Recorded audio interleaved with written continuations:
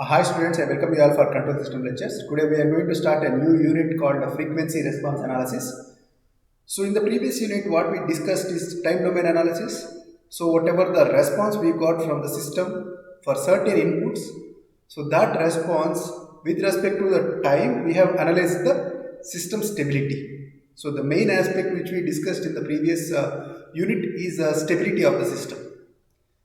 Right. Apart from stability, we have come across the time domain specifications like rise time, peak overshoot, settling time, etc.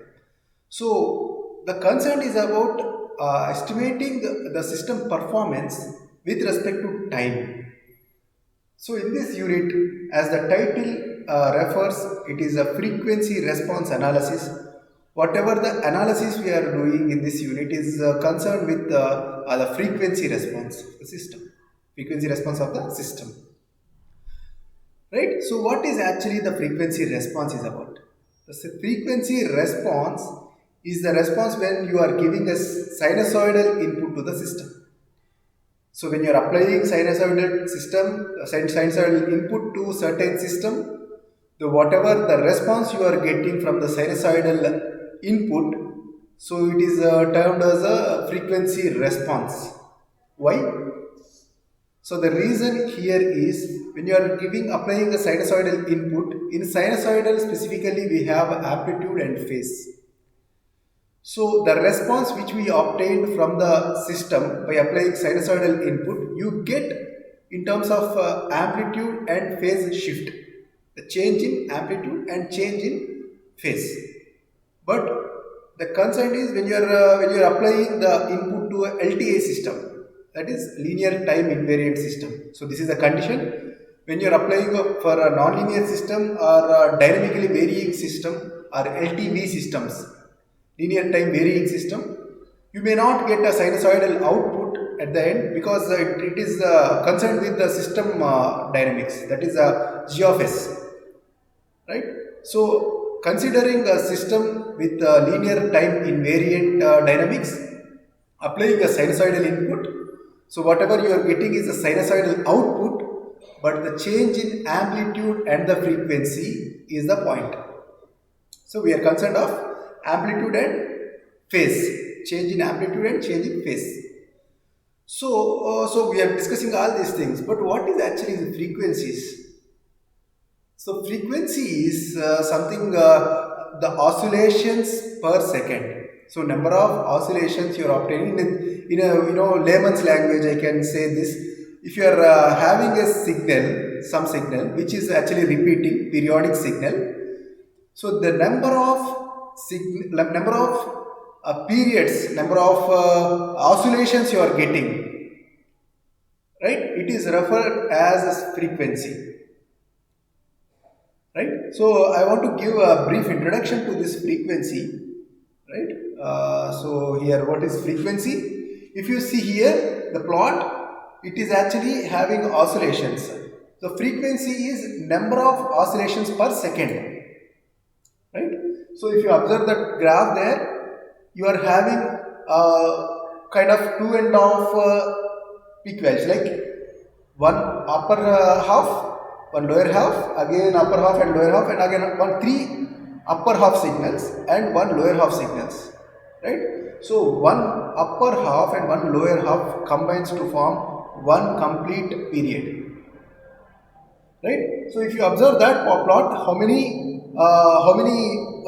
waves, how many upper plots and how many lower changes you can observe there. It is total of two and half, right? Half up, half down, half up, half down, and half up, right? So there are two cycles and one half cycle.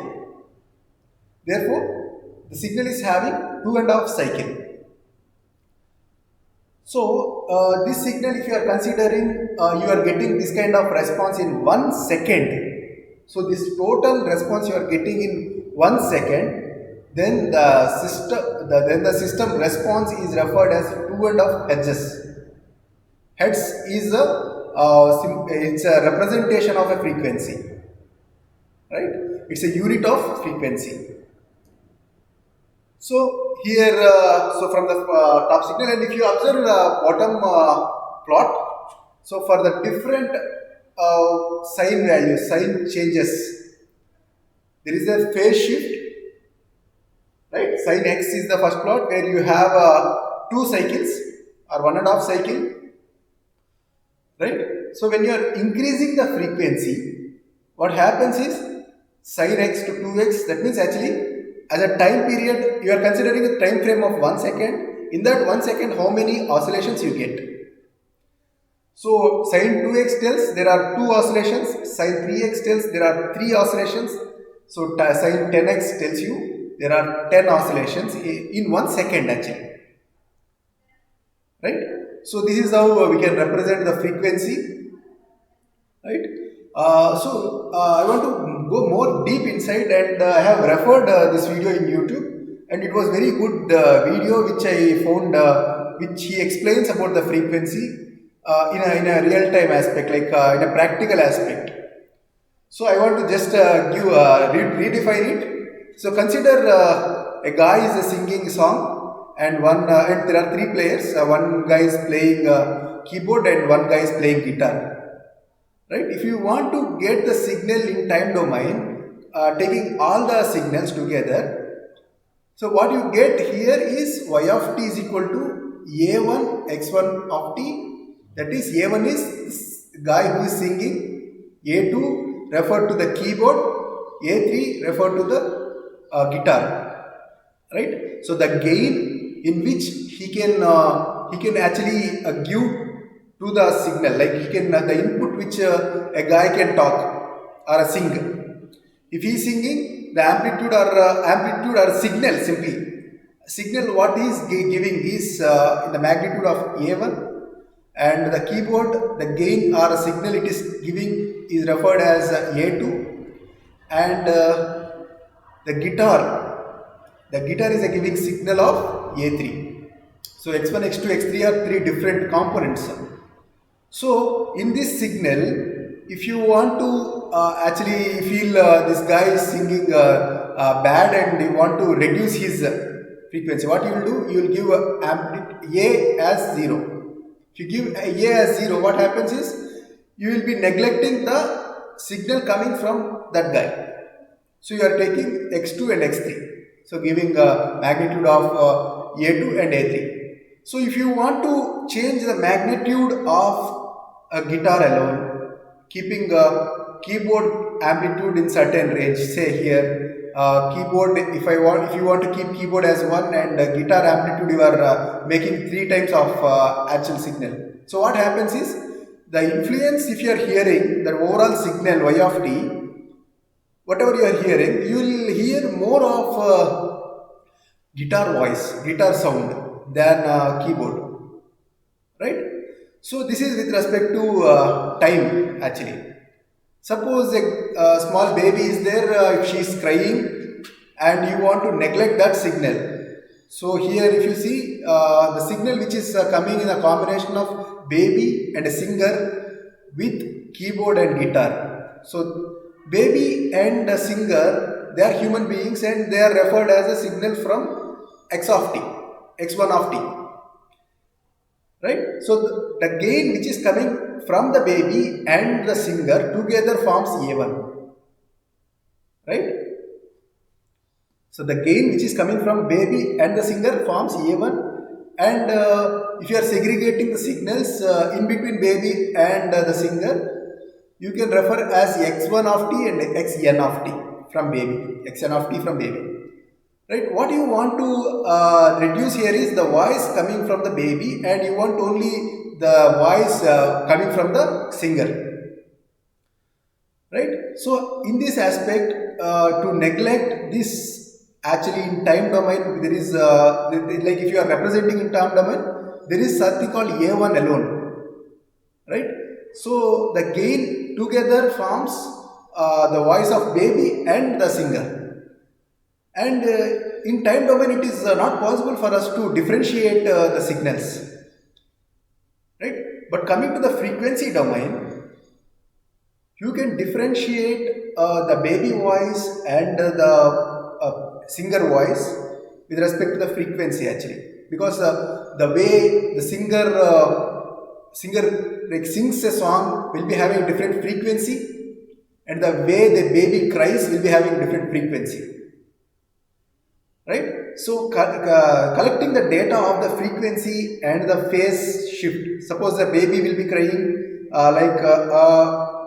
giving gap again, giving gap again, so like singer will be continuously singing it, but the frequency of singer and baby won't match.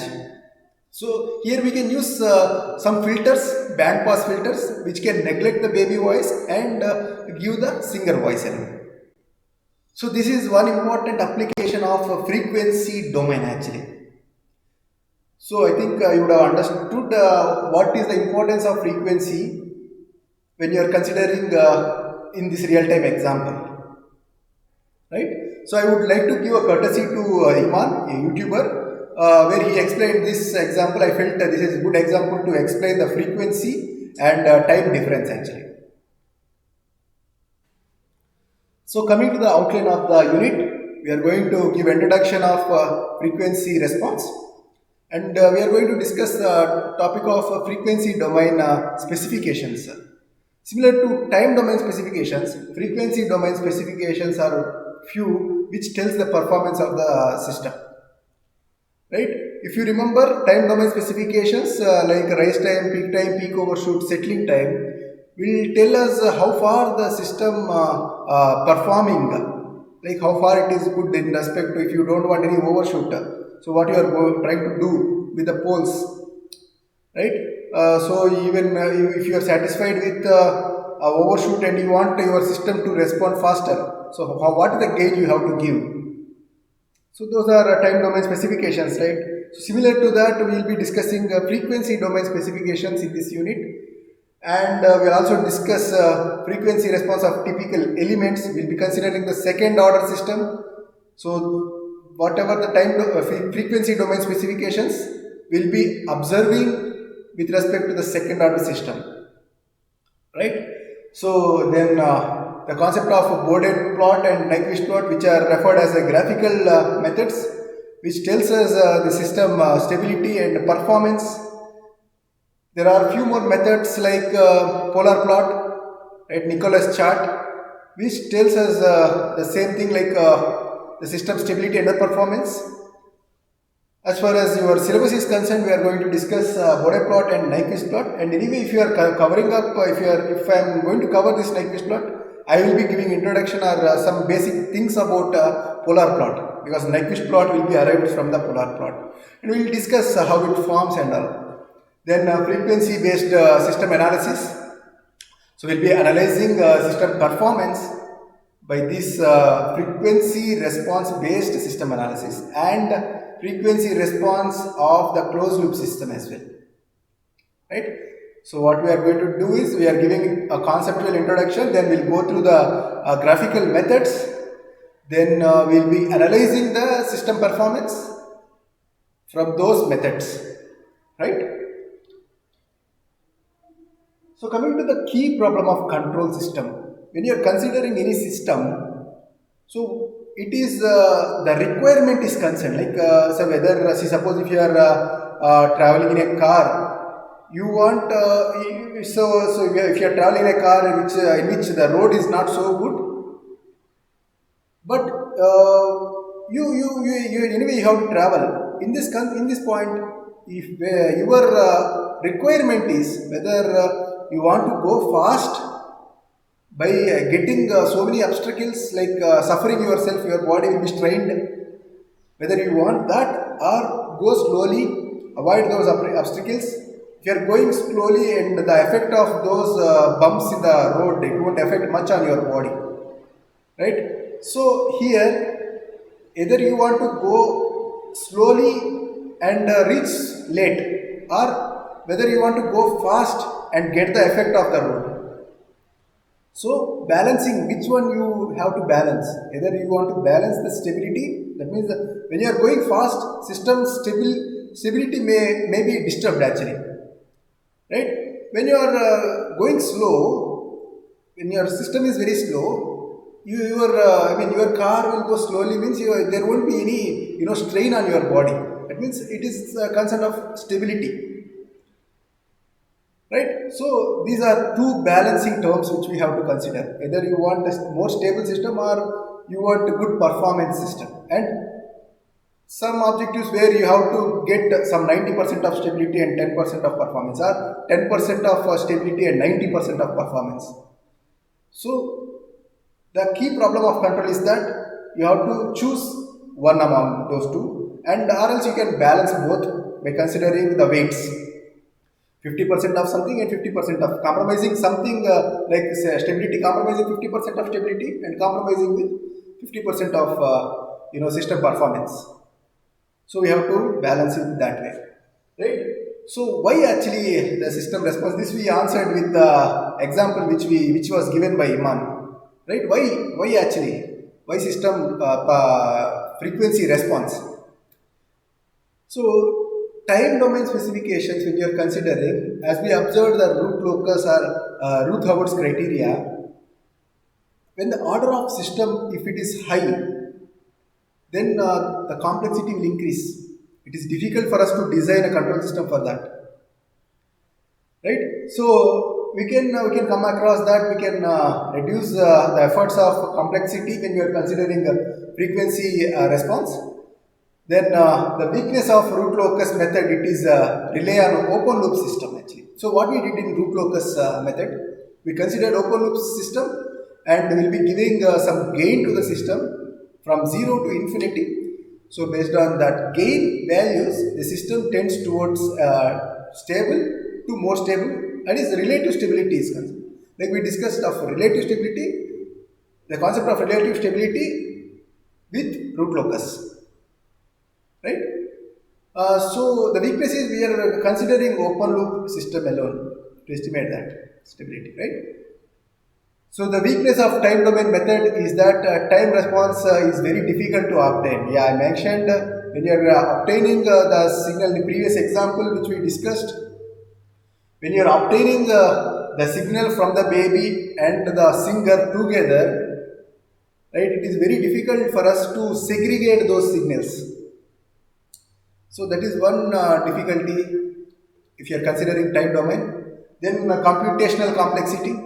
So as we saw the root locus, with the higher order, if you are going with the higher and higher order, it is very difficult for us to estimate system stability, right?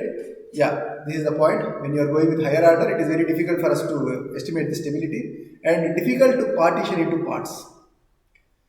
So here, the frequency, if you are considering the signal of frequency, so what we are trying to do is, we are trying to segregate the signal. That means, we know the frequency is actually the repetition of signal. That is, when you are giving a sinusoidal input to the system, you get a sinusoidal output.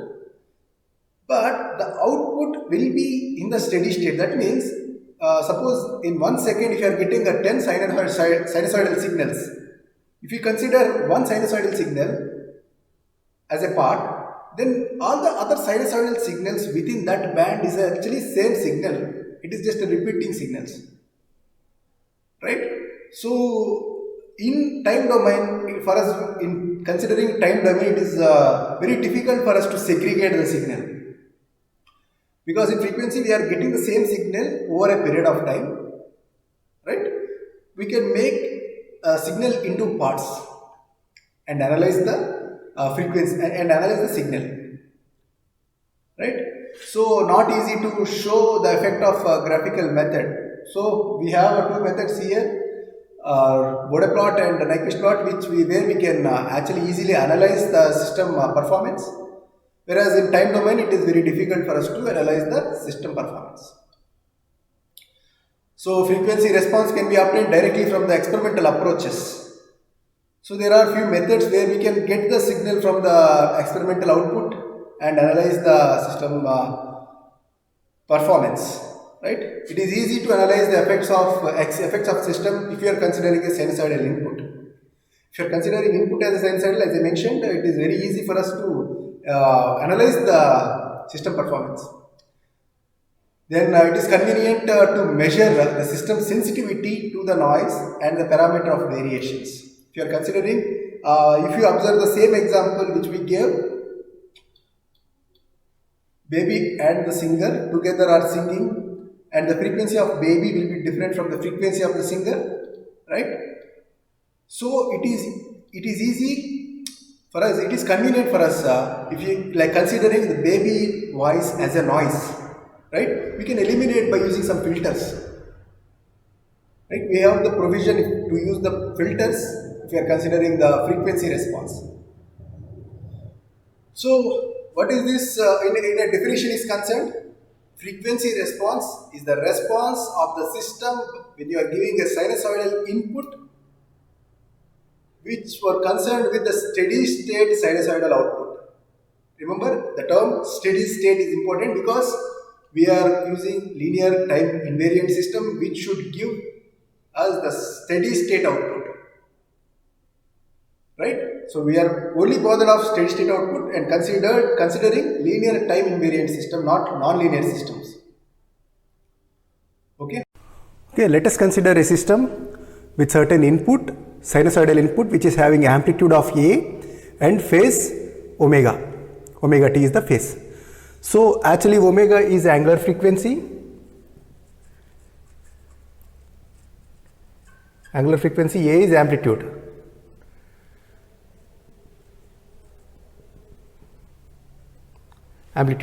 Right? So if any sinusoidal input you are giving to a system which gives you the same sinusoidal signal with a change in amplitude B and phase phi, right? A sin omega t is given to the system, and what you got response is B sin omega t plus phi, where B is amplitude, omega is angular frequency, phi is phase angle, change in the phase. See, if you see here, actually the sinusoidal input started from zero amplitude. If you see here, the amplitude started from B. The signal started from the B, the amplitude of B. So this is what the shift in phase, right? Shift in phase angle.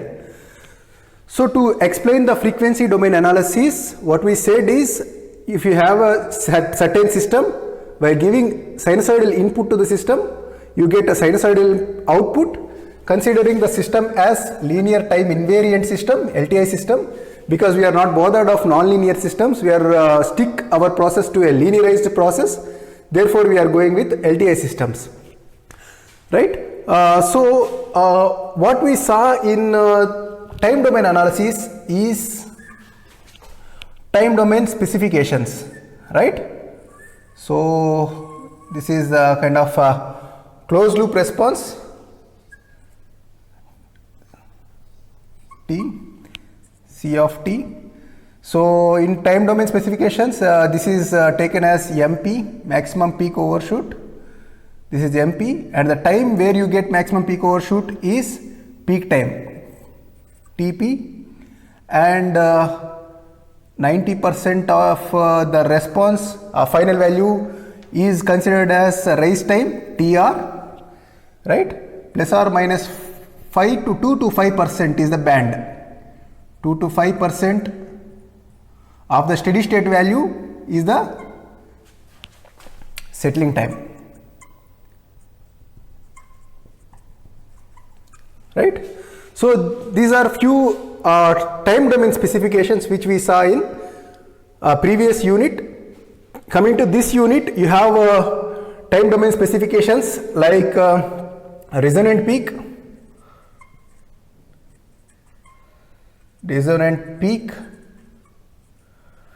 So resonant peak is the maximum value of the magnitude plot. So yeah, before actually starts with resonant peak, I will consider some second order system, and give this input to the system and check the response of the system. Based on that, we will define these frequency domain specifications. Frequency domain specifications. SPECS. So I will just list out the different frequency domain specifications. Resonant peak, resonant frequency. It is referred as omega r. Resonant peak is mr, and we have a bandwidth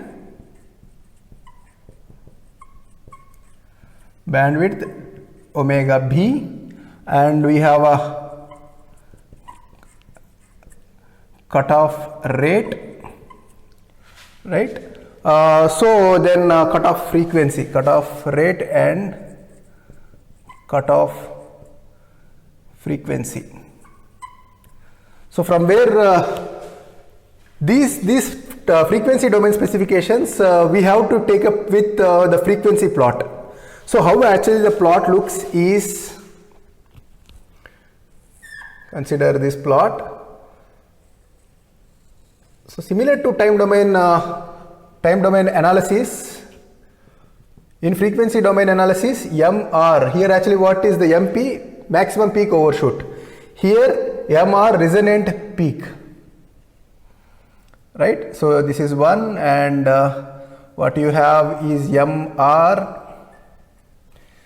here, and this is actually magnitude plot, M of j omega. And since this is a frequency plot, we'll be taking angular frequency as a x-axis. Here actually x-axis is time, here x-axis is angular frequency. We'll be representing in log omega. I'll tell you the reason why we represented it as a log omega. So there is a bandwidth, we'll consider bandwidth. So this is a bandwidth, cutoff rate. So this is cutoff rate, and the omega c is cutoff frequency.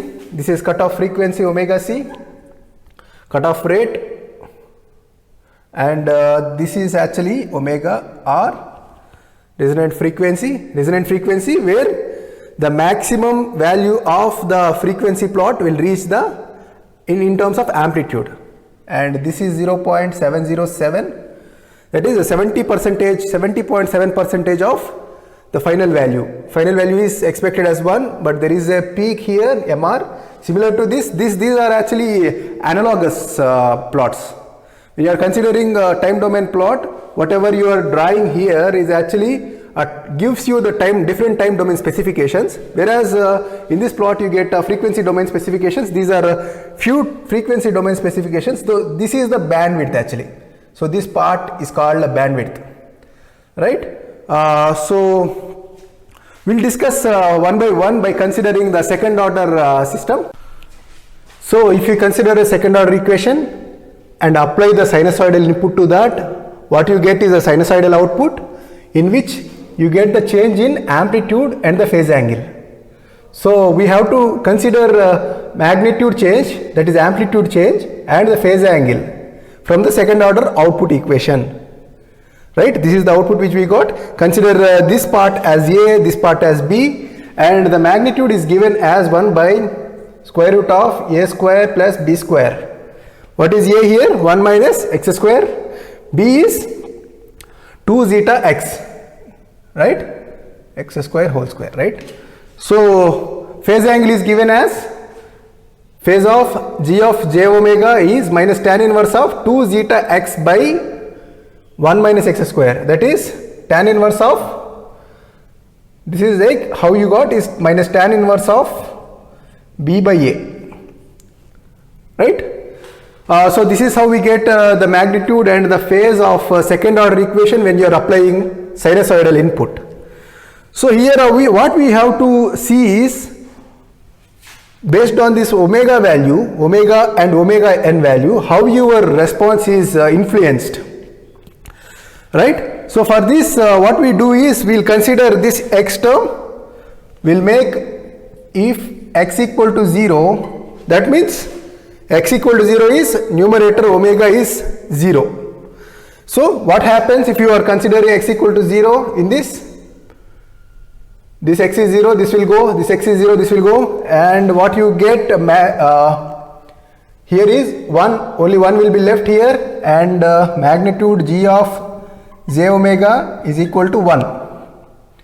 And what you get phase, g of j omega phase, you will get it as 0. How?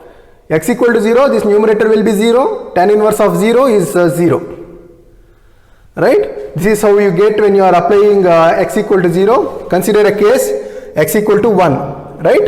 X equal to 1 in this. If x equal to 1, what you get, magnitude is,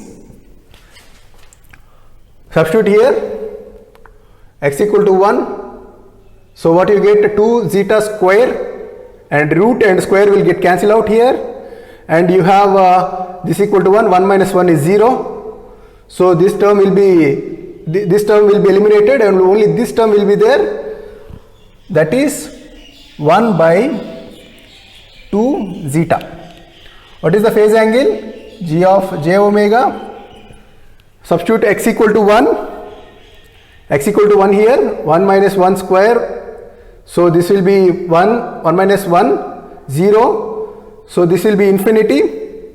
So what you get is pi by 2. So at pi by 2, your tan sign will go to infinity. Right? So this is how we get, if you consider the angles, phase angles with respect to second order equation. So what if your x is going to infinity? If x equal to infinity, so substitute x equal to infinity. Since infinity is in the denominator factor, g of j omega will be 0. Will be 0.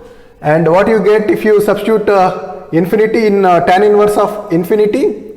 So at where you get tan inverse of infinity? Is at minus pi. Right? So this is how we get when you are changing the frequency of the signal, how your second order equation is dependent on different omega values.